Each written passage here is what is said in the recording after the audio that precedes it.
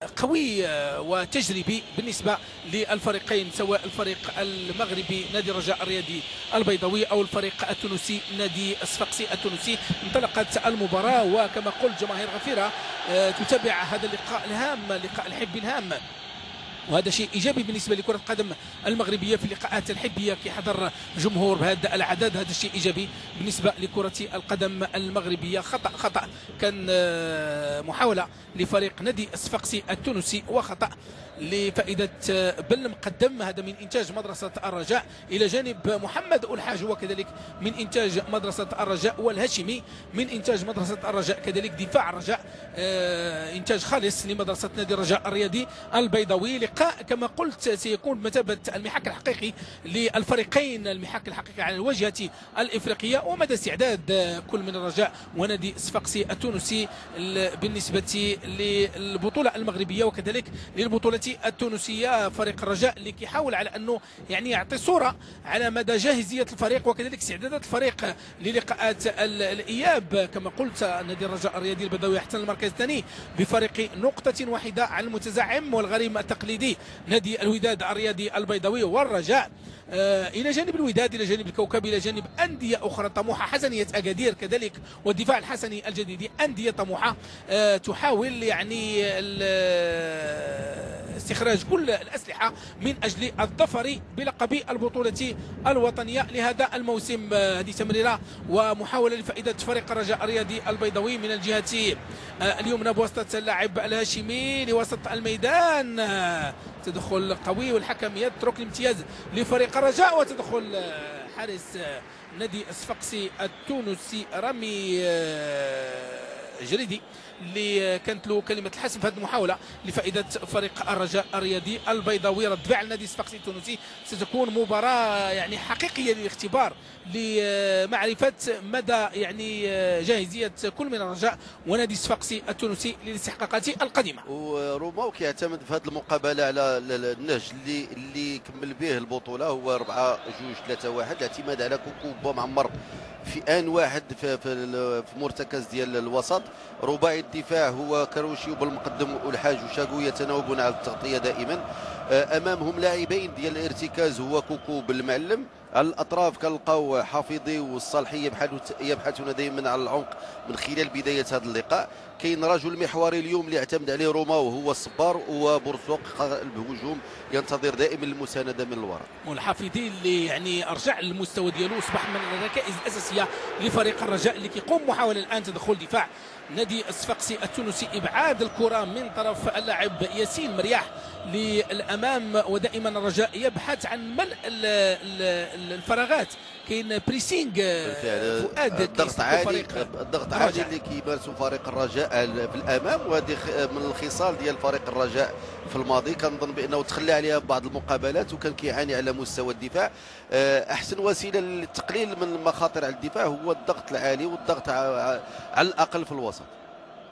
شاهدنا قبل قليل البحري اللاعب المغربي اللي كيلعب نادي الصفاقسي واللي اختار البطولة التونسية لإتمام المشوار بعد تألق كان مع فريق الجيش الملكي وفريق الفتح الرباطي. هذا ياسين الصالحي اللي هذه مباراة مفيدة بالنسبة لياسين الصالحي، والوقوف على مدى جاهزية ياسين الصالحي. مباراة حبية كيقحموا المدرب جوزي روماو كلاعب أساسي في هذه المباراة.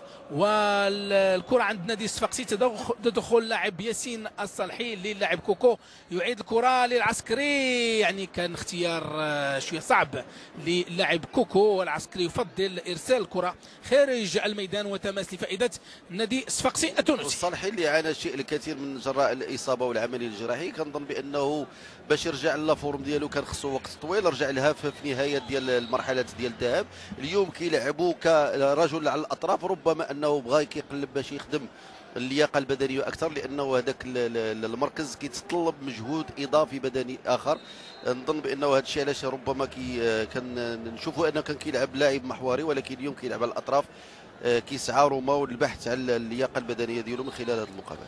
ضربه خطا لفائده نادي الصفاقسي التونسي جانبيه خطيرة على مرمى فريق الرجاء الرياضي البيضاوي، كتنفذ مباشرة لمعترك نادي الرجاء. تدخل الدفاع الرجوي الذي أبعد الخطر، والحكم يعلن عن الحكم نور الدين إبراهيم يعلن عن ضربة خطأ لفائدة فريق الرجاء الرياضي البيضاوي. نور الدين إبراهيم من عصبة الدار البيضاء الكبرى، حكم من أحسن الحكام على مستوى البطولة الوطنية، ينتمي لعصبة الدار البيضاء الكبرى، من الحكام اللي تبتوا المقدورة ديالهم على مستوى كرة القدم المغربية. النادي الصفاقسي تا هو بدوره لاعب بنفس الطريقة ديال فريق الرجاء، رباعي في الدفاع امامهم لاعبين ديال الارتكاز المسؤولين على ربط الخطوط ديال فريق الصفاقسي، اللاعب على العمق، اللاعب بلاعبين على الاطراف، الوسط المحوري ولاعب قلب الهجوم، نفس الطريقه اللي كيلعب بها فريق الرجاء كيلعب بها فريق الصفاقسي التونسي.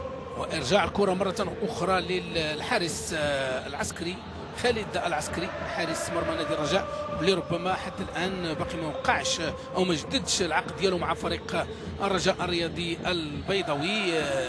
فريق الرجاء اللي يعني كيحاول يبحث على حارس اخر لتدعيم الصفوف. محمد الحاج عميد فريق الرجاء للاعب بالمقدم 18 سنه من اللاعبين شباب في البطوله الوطنيه. اللاعب الهاشمي محاوله لفائده فريق الرجاء من الجهه اليمنى، تمريره لوسط الميدان، وليد صبار للاعب، تمريره في اتجاه اللاعب الكروشي، وتدخل الدفاع التونسي الذي يحاول سد كل الثغرات ويعني إرباك فريق الرجاء على مستوى الجبهة الأمامية. هذا كما قلت فؤاد لحق حقيقي لفريق الرجاء، هذه محاولة لفائدة نادي الصفاقسي وركنية للفريق التونسي نادي الصفاقسي. عندما يعتمد المدرب على 4-2-3-1 غالبا ما كيستعمل هذه الخطة هذه باش يعتمد على الحملات المرتدة والسريعة. كنظن فريق الصفاقسي التونسي كيعتمد على 4-2-3-1 والاعتماد على الحملات المرتدة السريعة. غادي شلوفو اللي كان وراء هذه العملية، تمرير الكرة من طرف اللاعب حسام الوطي، محاولة لفائدة نادي الصفاقسي. حكم اللقاء نور الدين إبراهيم يترك الامتياز لفريق الرجاء. هذه محاولة بواسطة اللاعب الحافظي ومرير، تمريرة ذكية، خروج الحارس وتهديد حقيقي لفريق الرجاء وخروج الحارس التونسي رامي جريدي. وهذا الحارس فهو حارس دولي، كان في المنتخب الوطني، عنده متر 80 كيلوغرام، نظن بانه 30 سنه من اللاعبين الكبار في التشكيله ديال فريق صفاقس التونسي. كان اصطدام قوي، نتمنى ان الاصابه ما تكونش بالغه بالنسبه للاعب نادي الصفاقسي التونسي. لاعب ياسين مريح، وهذا جانب من الجمهور الذي يتابع هذه المباراه، الجماهير الوفيه للقميص الاخضر، وفيه لنادي الرجاء الرياضي البيضاوي في امسيه كرويه هنا بالمركب الرياضي محمد الخميس مدينه الدار البيضاء. اصطدام كما قلت بين اللاعب ياسين مريح والحارس رامي جريدي. نتمنى ان الاصابه ما تكونش بالغه والعناصر التونسيه تتمم المباراه كما بداتها، لان كل العناصر يعني يحتاجها الفريق التونسي في الاستحقاقات القديمه. صوره رائعه يصنعها الجمهور هنا بالمركب الرياضي محمد الخميس، ومؤازره كامله لنادي الرجاء الرياضي البيضاوي في هذه المباراه. نادي الصفاقسي التونسي من اعرق الانديه على المستوى العربي والافريقي.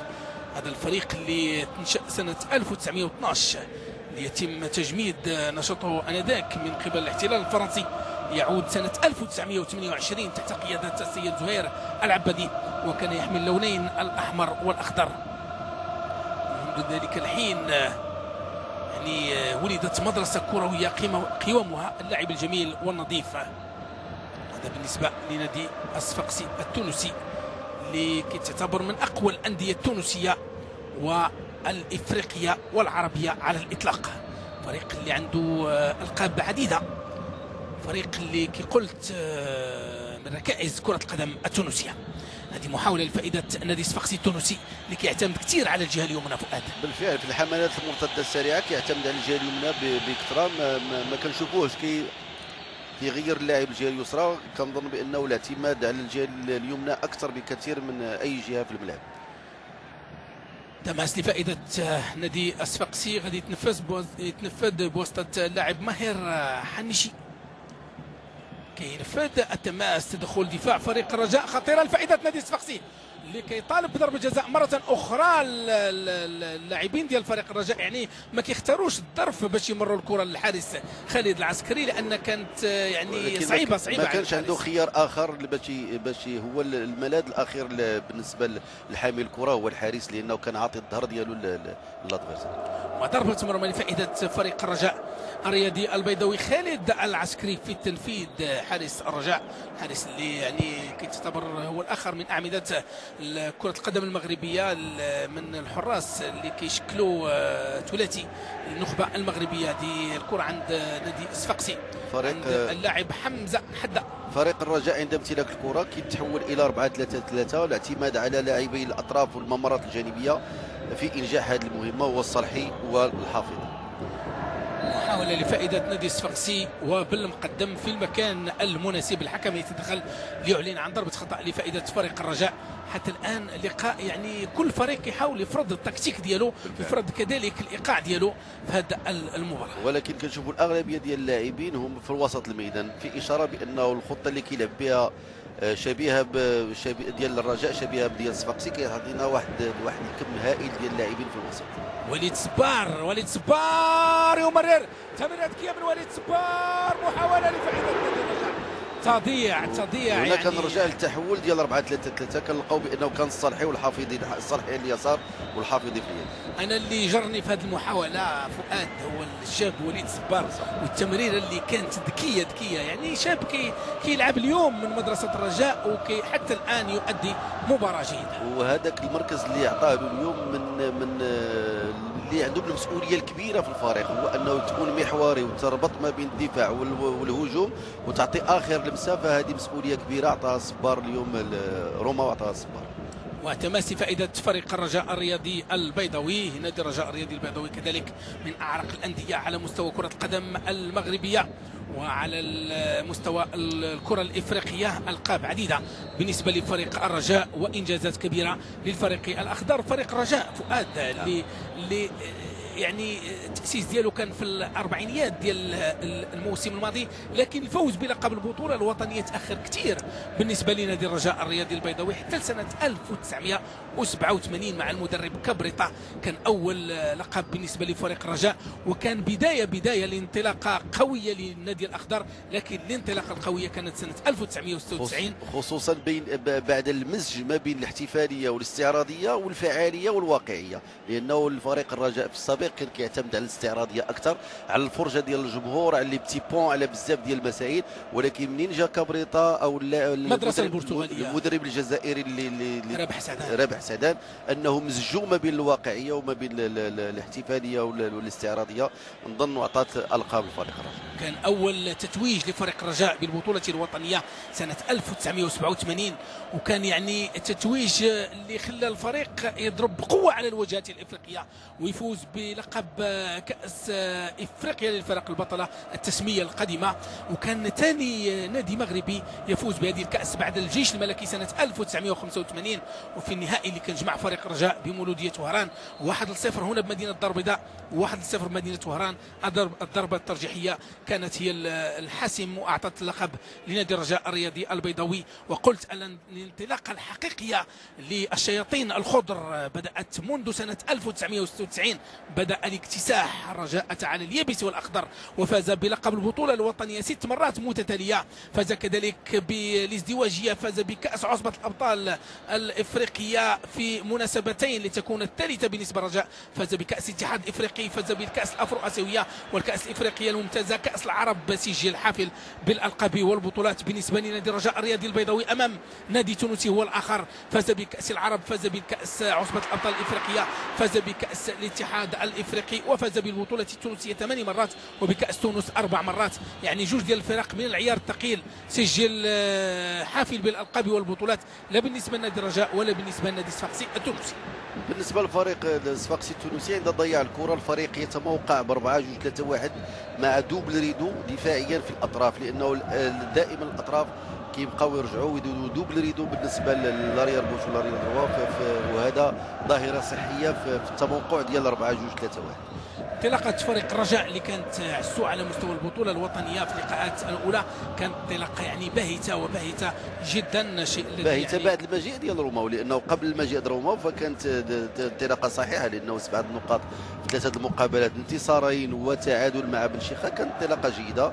ربما أنه كانت أشياء أخرى تمس اتجاه آخر هو ديال كأس العرش اللي فقدها فريق الرجاء خلات أنه يتخلى على بنشيخة، ولكن البداية ديال روماو فكانت متعثرة، بدا كيلقى راسو في نهايه شاهدنا محمد فاخر مدرب المنتخب المحلي ومن الاسماء الكبيره التي لو تيتري في المغرب بالنسبه للالقاب، ومن الاسماء الكبيره التي لعبت لفريق الرجاء، لعب الى جانب بنيني، الى جانب بيتشو، الى جانب حمزه، الى جانب عبد الرزاق الدغاي، الى جانب العديد من الاسماء، الى جانب جواد الصغير، جواد الكبير، ظلمي. هذا واحد من الاسماء التي صنعت تاريخ الرجاء. محمد فاخر كان ظهير ايمن لفريق الرجاء، وكان ايت الرامي ظهير ايسر، وكان كذلك صفوي كمتوسط الدفاع، وظلمي وجواد في خط الوسط، كان فتحي عبد الحق، كان كذلك سعيد غندي، بتي عمار، لاعب الى جانب العديد من الاسماء الكبيره فريق الرجاء الرياضي البيضاوي. كما قلت الرجاء في بدايه البطوله الوطنيه لم يكن في مستوى تطلعات الجمهور الرجاوي، خاصه بعد مجيء روماو الذي يعني حاول اصلاح ما يمكن اصلاحه، ووضع اللبنه الاولى لتاسيس فريق قوي ينافس على لقب هذا الموسم. وكما قلنا في احدى اللقاءات السابقه لفريق الرجاء، الوقت اللي كان في فريق الرجاء يعاني من ازمه نتائج، قلنا ان فريق الرجاء يشبه البعض او المهتمين الرياضيين بالحليب، لا تدري او لا تعرف متى يفيض. بالفعل هذه واحدة من اللقاءات الحبية القوية لنادي الرجاء الرياضي البيضاوي أمام صفاقسي التونسي، فريق هو الآخر من العيار الثقيل، فريق يحمل كل مواصفات القوة، يحمل أمل الكرة التونسية. هذا القناوي لاعب فريق الرجاء، اللاعب الذي استخدمه الرجاء من جمعية سلا في كرسي الاحتياط. بالفعل وكنشوف بأنه فريق الرجاء الاعتماد في آن واحد على كوكو بومعمر أعطى النتيجة ديالو هنا اليوم. اللاعبين هما في الوسط الدفاعي يؤمنون توازن الفريق، يستعملان للربط ما بين الدفاع والهجوم، كنظن بانه ناجحين الى حدود هذه الدقيقه.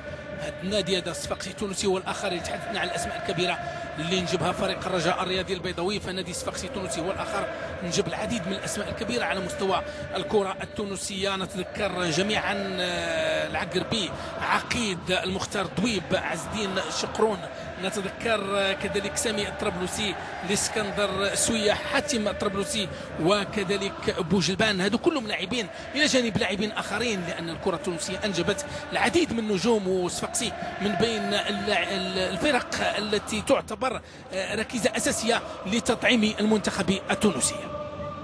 فريق الرجاء ونادي صفاقسي في بحث مستمر. تسلل برزوق، حكم لقاء يعلن عن تسلل اللاعب حمزه برزوق.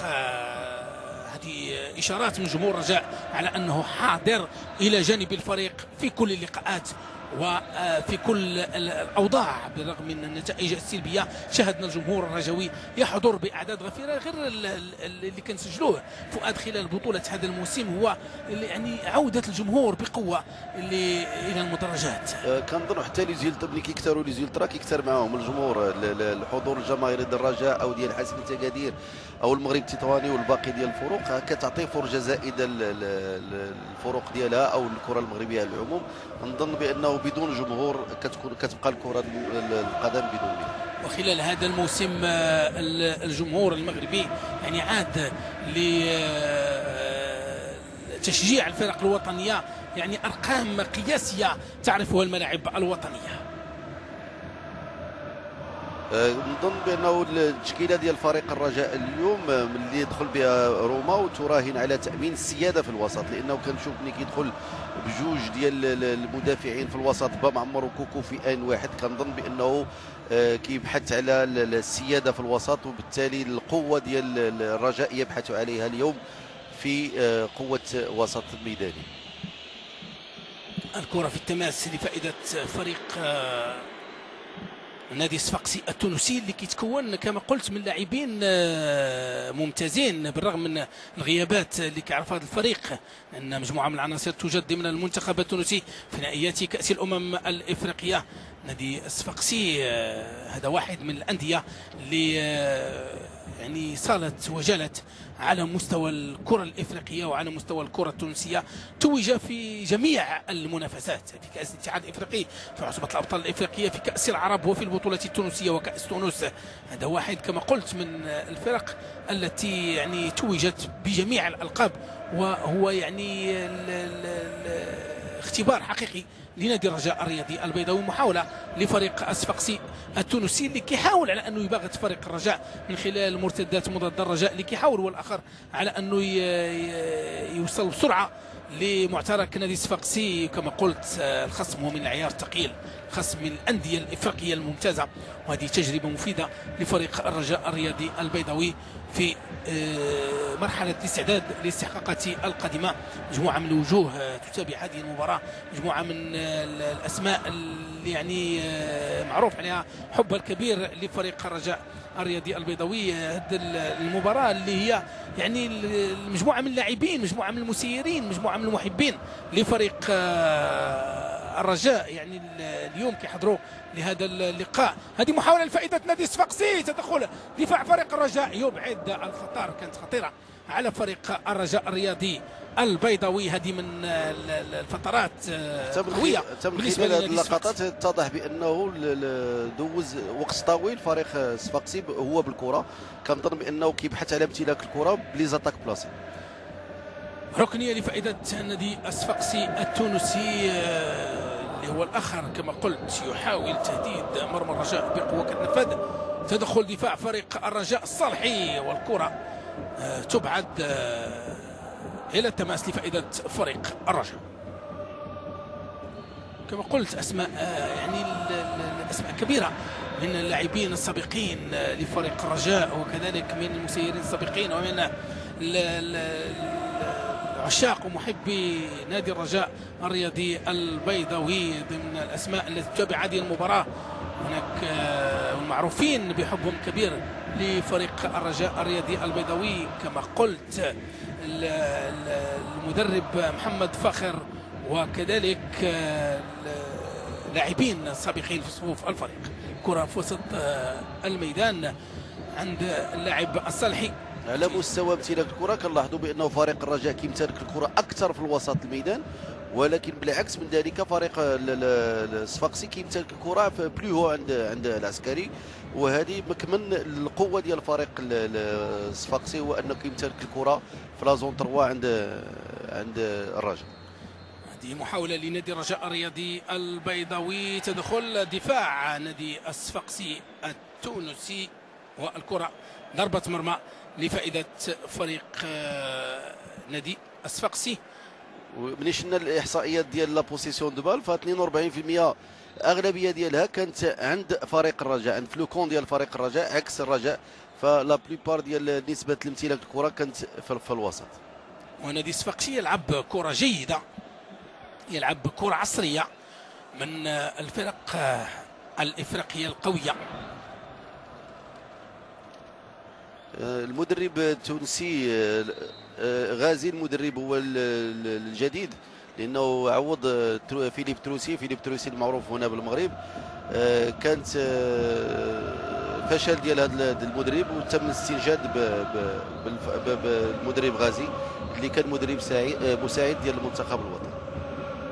كرة عند فريق الرجاء الرياضي البيضاوي، بل مقدم للاعب الهاشمي لوليد زبار، تمرير الكرة الجهة اليمنى، وتدخل دفاع نادي الصفاقسي من الاسماء التي تواكب مسيره الرجاء، ويعني كتحمل حب كبير للفريق الاخضر الأستاذ عبد الرحيم بوعشرين اللي تم انتخابه أمينا عاما للاتحاد العربي للمحامين ومن المحبين لفريق الرجاء الرياضي البيضاوي. كذلك أسماء كبيرة هنا تحضر للمركب الرياضي محمد الخامس من الدار البيضاء.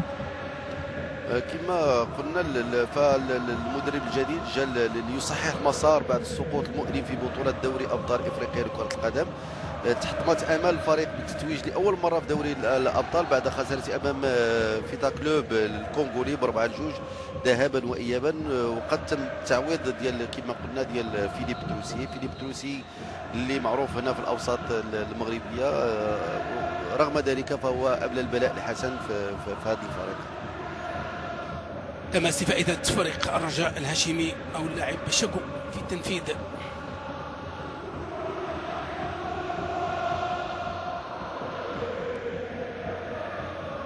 لاعب الحاج يمرر اللي بالمقدم في اتجاه اللاعب الصالحي. كاينش خطا، الحكم يترك الامتياز لفريق الصفاقسي.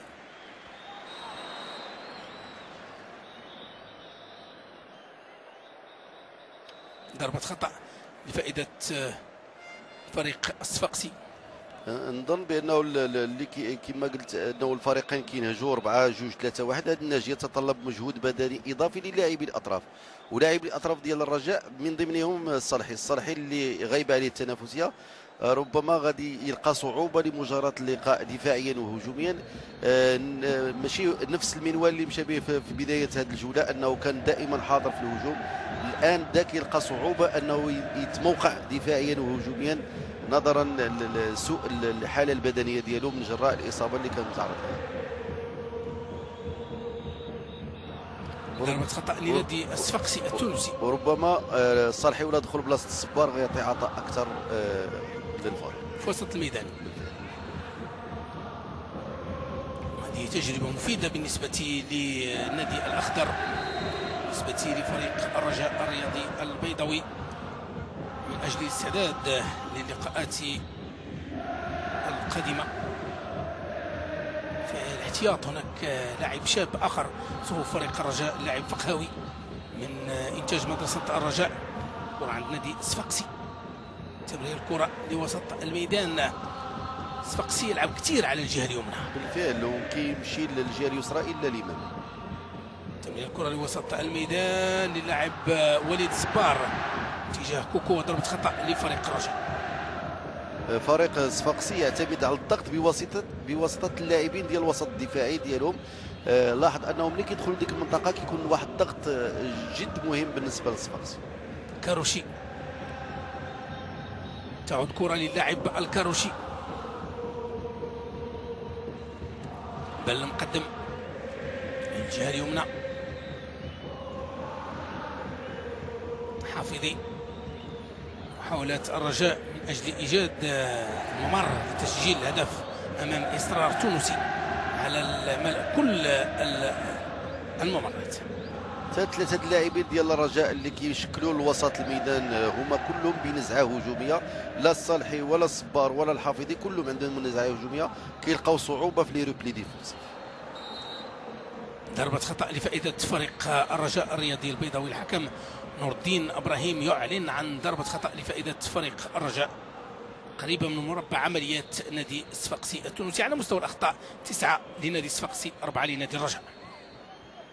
ابرز المدربين اللي يعني كان لهم تاثير على الفريق الصفاقسي، مدرب اليوغوسلافي ميلان كوسنيك اللي كان يعني ترك بصمات في الستينيات القرن الماضي.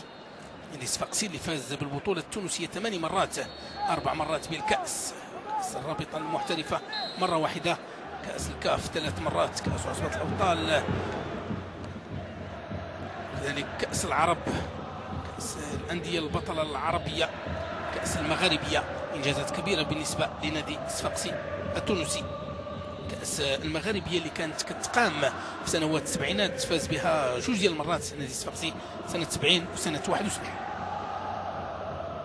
الفريقين يعتمد على مهاجم واحد هو بورزوق بالنسبه للرجاء. ودائما ملي كتعتمد على ان افون سونتر واحد، خاص ذاك الافون سونتر يكون عنده لو جو اون بيفو، خاص تكون عنده لي ريميز، جو اون تيت، خاصو جو اون بروفوندور، خصوصا وراء الظهر طلب الكرات. وهذا ما كنفتقدوه في بعض المرات في هذا النهج التكتيكي ديال 4-2-3-1، الاعتماد على مهاجم واحد وكيفتقد هذه المواصفات هذو. نتمنى انه كريستيان ديال المجلوب الجديد لفريق رجاء تكون عنده هذه المواصفات. لاعب غازي يمرر الكره، محاوله لفائده الصفاقسي، الجبهه الاماميه لنادي الصفاقسي خطيره. يعني كاينين مجموعه من اللاعبين، ماهر حنيش وكذلك اللاعب ياسين مرياح ومحمد بن صلاح. ولا لاحظتي بانه فريق الصفاقسي البلاصه فين كتضيع له الكره تما فين كيدير الضغط، فكنظن بان هذه ميزه حسنه ديال الفريق الصفاقسي. والفريق ديالو عنده لاعبين كيمتازوا بالسرعه، وهذا هو اللي كيديروا الفريق بعض الاحيان في الجهه اليمنى.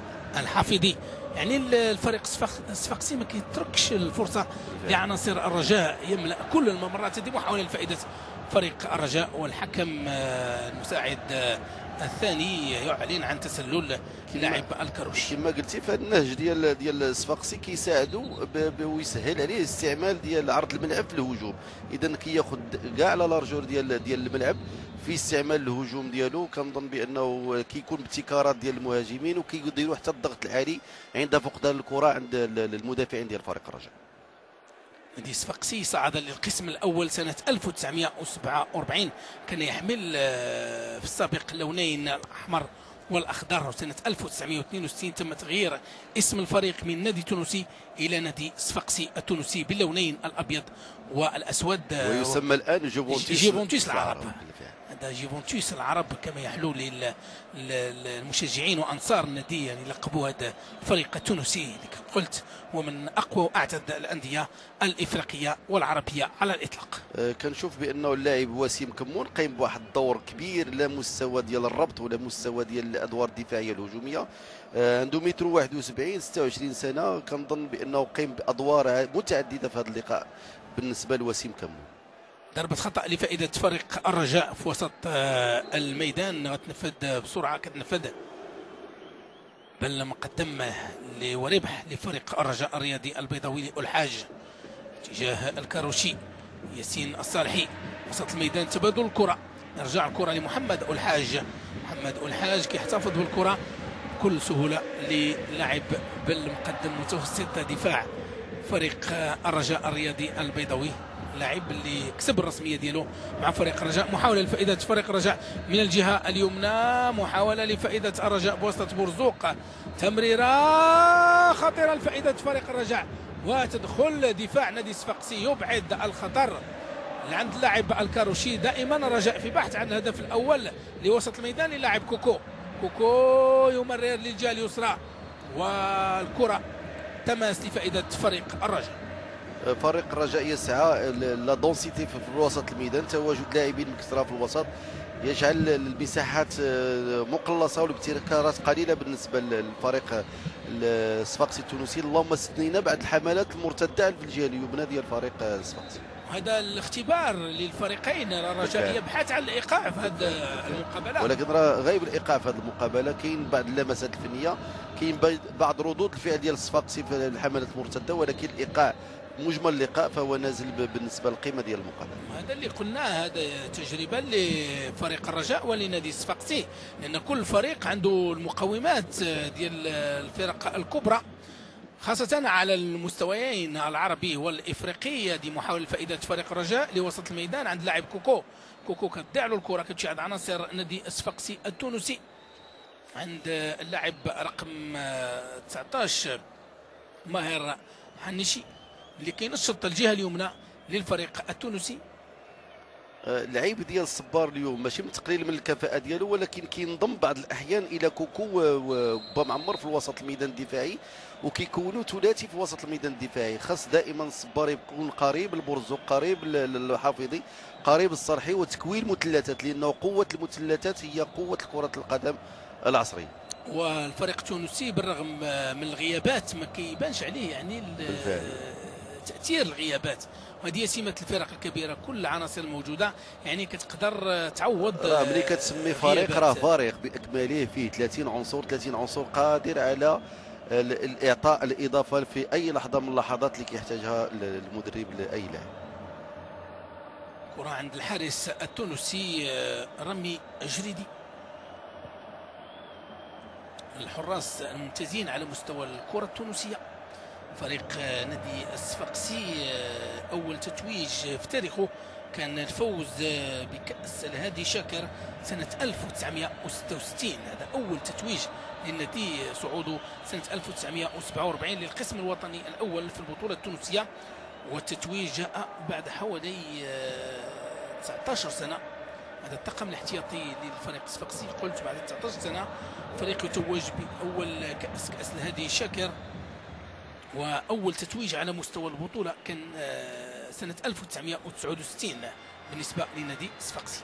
ولا لاحظتي ملي كيكون الصفاقسي هاجم فكنلاحظوا بانه في معترك العمليات كنلاحظوا ما بين 5 حتى 7 ديال اللاعبين ديال الصفاقسي التونسي، وبالتالي كيبحثوا على التفوق العددي في اي منطقه من المناطق ديال الملعب.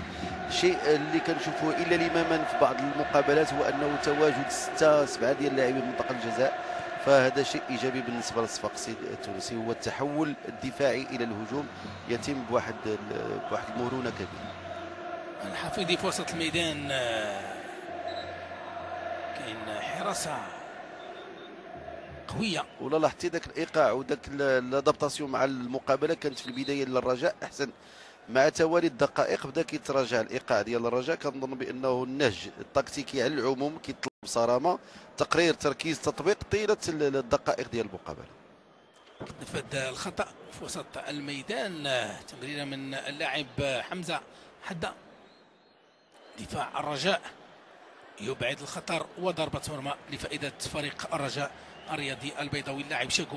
هذا الطاقم الاحتياطي لفريق الرجاء بينهم كريستيان اطول عنصر بين الفريقين، متر 96 متر 96. نتمنوا انه يعطي الاضافه لفريق الرجاء، ان الرجاء في حاجه الى راه متر 96 هي ديطونت ديال واحد عنده متر 71 بلا ما يدير ديطونت، راه فهو نتمنى انه يفيد الرجاء البيضاوي بالفعل.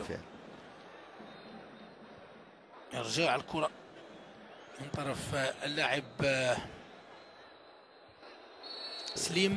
العمل اللي كيقوم به كوكو، لاحظ معايا هنا العمل هو الضغط العالي على حامل الكره، كي اونتيسيبي لي زاكسيون. كنظن بانه كوكو من العناصر الجيده، يمكن انه ما لقاش الذات ديالو بدايه البطوله، الكرسي الاحتياط ربما خلاه انه مشلول العطاء.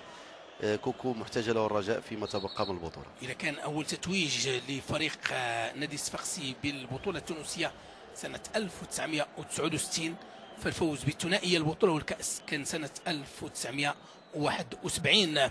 ليعيد نفس الانجاز سنه 1995 فوز بالبطوله. هذه محاوله خطيره لفائده نادي الصفاقسي، تسديده قويه مرت على اثر الكره محاذيه لمرمى الحارس الرجوي. حتى المهاجم الاوسط ديال فريق الصفاقسي قادر على فتح المساحات ديال 3 اللاعبين اللي كيكونوا موراه، دائما كيخلق له مساحات فارغه، وهذا هو لو بوان فور ديال لافون سونتر ديال الصفاقسي التونسي. ياسين خنيسي هو اللي كان وراء هذه العمليه التي هددت بقوه مرمى الحارس الرجوي. اول تتويج كما قلت لفريق الصفاقسي بالبطوله كان سنه 69، يعود سنه 71 ويفوز بثنائيه، واعاد نفس الانجاز سنه 1995. الرجاء كما قلت فاز باول لقب سنه 1987 لينطلق نحو الالقاب ونحو حصد البطولات على مختلف الوجهات. ربما حتى نسبه امتلاك الكره، ونطلب من المخرج يوريها لنا، هو انه نسبه امتلاك الكره بالعين المجرده ديال الصفاقسي ارتفعت مقارنه مع 42%، كنظن بانه ارتقت الى ما فوق. الحارس التونسي رامي جريدي.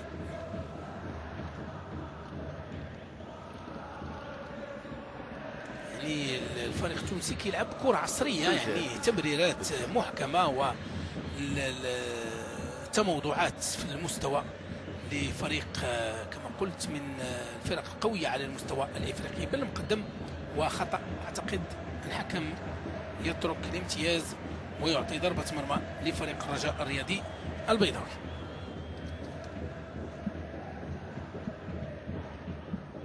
نفذ ضربة المرمى لنادي الرجاء خالد العسكري.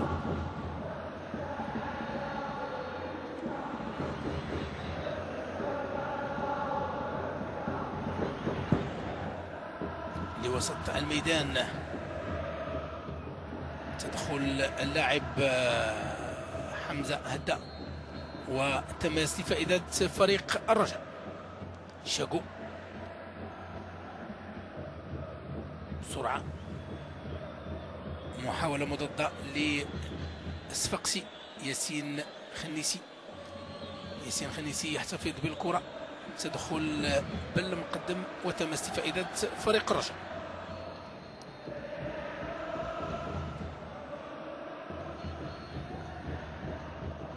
فريق صفاقسي وفي طريقه المغرب، يعني كان غيجري مباراة حبية أمام نادي الأهلي الليبي، مباراة حبية يوم الأربعاء الماضي، إلا أنه في آخر لحظة تلغات هذه المباراة الحبية لدواعي أمنية، واكتفى فقط بهذا اللقاء الحبي أمام فريق الرجاء الرياضي البيضاوي.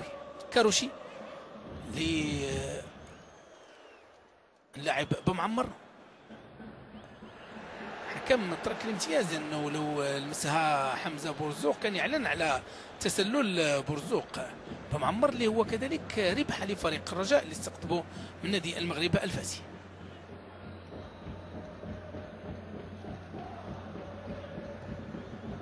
لاعب حمزه هدا الجهه اليمنى، تماس لفائده فريق الرجاء. مستوى متوسط لهذه المباراه التجريبيه، المباراه الاعداديه لفريق الرجاء امام نادي صفاقسي التونسي. والملاحظ اللاعبين اللي كيقطعوا مسافات كبيره في هذا اللقاء ولا في هذه الجوله هذو هما اللاعبين الاربعه المتواجدين في الامام.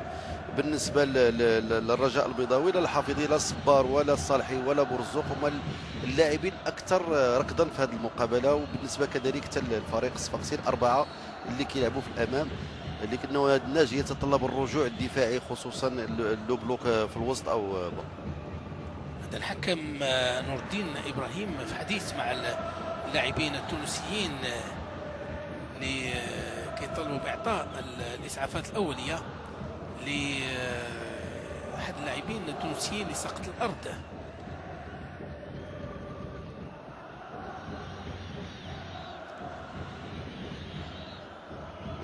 فريق الرجاء مطالب بالبحث عن التوازن الدفاعي، الرجوع السريع خصوصا في الهجمات المرتده عند فقدان الكره، وكذلك الهجوم بالانتشار الجيد، لانه شفنا الرجاء كان انتشر جيد في العشر دقائق الاولى، افتقد هذه الميزه هذه في نهايه هذا الشوط. مهار حنيشي لاعب نادي الصفاقسي اللي كان مصاب وغيواصل المباراه مع الاصدقاء ديالو في النادي الصفاقسي. جمهور غفير ملأ مدرجات المركب الرياضي محمد الخميس مدينة الدار البيضاء من أجل مساندة الرجاء في هذه المباراة والوقوف على إمكانية الرجاء، وكذلك مدى استعدادات الرجاء للقاءات الإياب وللكأس الإفريقية. الملاحظ انه اللاعبين ديال الهجوم فريق الصفاقسي كلهم عندهم قامات قصيره، كما ذكرتي ماهر الحناجي متر 75، عنده 31 سنه، كنظن بانه السن ديالو متقدم وكيعتمد على اللمسات الاخيره خصوصا في الهجوم.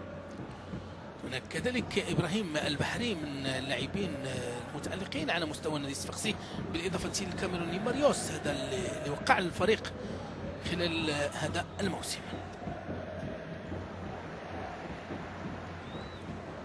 كاروشي للوراء للاعب محمد والحاج،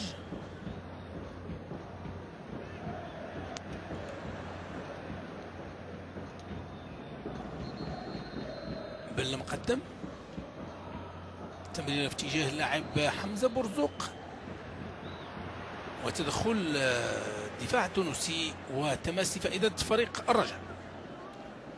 فريق نادي صفاقسي وقع العديد من الاسماء خلال بطوله هذا الموسم، احتل المركز الثاني في البطوله التونسيه الموسم الماضي.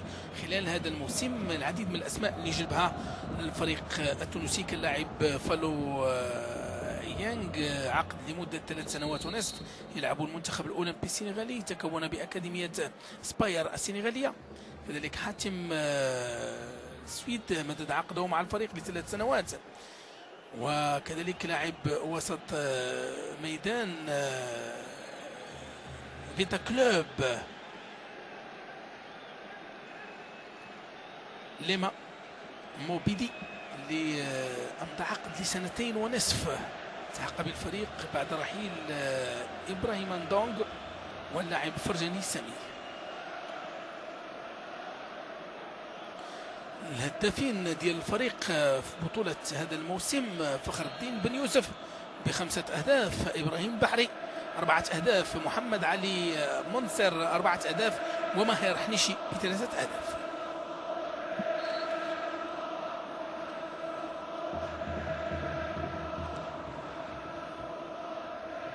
ننتظر الأهداف في هذه المباراة الحبية، وننتظر كذلك اجتهادات المدربين من أجل إمتاع هذا الجمهور الغفير الذي حج للمركب الرياضي محمد الخامس، وكذلك الجمهور اللي كيتابعنا عبر شاشة التلفزيون مباشرة على أثير القناة الثانية في نقل حصري ومباشر لهذه المباراة الحبية بين نادي الرجاء الرياضي البيضاوي ونادي صفاقسي التونسي. محاولة لفائدة الفريق التونسي اللي كيحاول على أنه يعني باغت فريق الرجاء بهدف السبق، وقت اللي الفريق الرجاوي يحاول يعني تحسين التوقعات، وكذلك يحاول هو الآخر مجرد الإيقاع وتأكيد الحضور في هذه المباراة التجريبية الإعدادية أمام نادي صفاقسي التونسي. الجميل في الرجاء هو ان لا كوكو ولا باب عمر كيجعلوا الخصم في وضعيه غير مريحه في الوسط، وهذه هي قوه الرجاء في هذه الجوله الاولى، هو باب عمر وكوكو لانهم قايمين بادوار دفاعيه بادوار تنسيقيه، وبالتالي الشيء اللي خرجت به الرجاء ربما في هذه الجوله هو التنسيق ما بين كوكو وباب عمر لاول مره في هذا الموسم. اذا كان فريق الرجاء جلب جوج ديال اللاعبين الافريقيين لتدعيم الصفوف الفريق، يعني عرف مغادره جوج ديال اللاعبين، بن معلم كمعار وسعيد فتاح كمعار كذلك. الجوله الاولى عرفت بدايه متالقه للرجاء، تراجع المستوى البدني لبعض لاعبيه ساهم في تدني المستوى التقني، كثرت العدديه في الوسط جعل هامش الابتكارات قليل، قلة المحاولات كانت حاضرة في هذه الجولة، قوة الرجاء في وسط ميدانه الدفاعي وقوة صفاقسي في الهجمات المرتدة والتفوق العددي في بعض مناطق الملعب. ننتظر الوافد الجديد كريستيان بشغف كبير في الجولة الثانية. هذه الفرصة لتجريب هذا اللاعب والوقوف على إمكانياته. خالد العسكري حارس مرمى نادي الرجاء للاعب المقدم. ونهاية الجولة الأولى مشاهدينا الأفاضل بلا غالب ولا مغلوب بين نادي الرجاء الرياضي البيضاوي ونادي الصفاقسي التونسي، 0 لمثله بين الفريقين في لقاء حبي إعدادي. نلتقي بعد قليل.